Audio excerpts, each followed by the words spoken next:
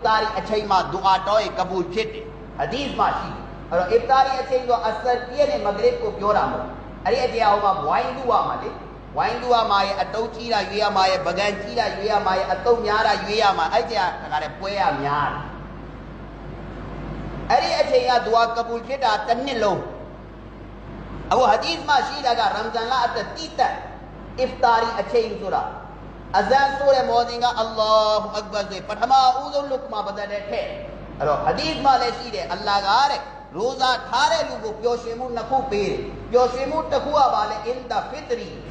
iftar လုပ်တဲ့အချိန်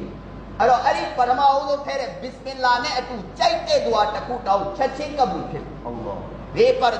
ဒါမဲ့ဘာဇက်ကလည်းစားနေမယ်ပျော်လဲပျော်နေရမယ်တော့အလ္လာဟ်ကအခုရိုဇာဖြေခွင့်ပေးလိုက်ပြီကျော်ရီကွက်ကတဝက်ပဲရရင်တခါတည်းဒေါသတွေပေါက်ပျော်နေရမယ်ပြောတာအခုတခါတည်းမျက်နှာကြီးကလငပိုက်ဖန်ထားတယ်လို့အင်နာလ illah ဝအင်နာအီလိုင်ရာအဲ့လိုမဖြစ်ရအဲ့လိုမဖြစ်အောင်ကြိုးစားပျော်ရွှင်မှုဖရဟတန်ပျော်ရွှင်မှုနှစ်ခုပေးမယ်တစ်ခုက iftar လုပ်တဲ့အချိန်နံပါတ်1တစ်ခုက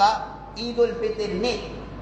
ဒါမို့လို့ရှိရင်အလ္လာဟ်နဲ့တွေ့တဲ့နေ့အင်ရှာအလ္လာဟ်အလ္လာဟ်ကျွန်တော်တို့ပျော်ရွှင်မှုပေးတော်မူပါသည်အဲ့တော့ရိုဇာဖြေနေရင်းနဲ့တောင်းတဲ့သူအောင်အလ္လာဟ်ကဘူလုပ်အဲ့တော့တာသမီအတွက်ဒုက္ခလျှောက်တာအဲ့ဒီနေ့မှာတောင်း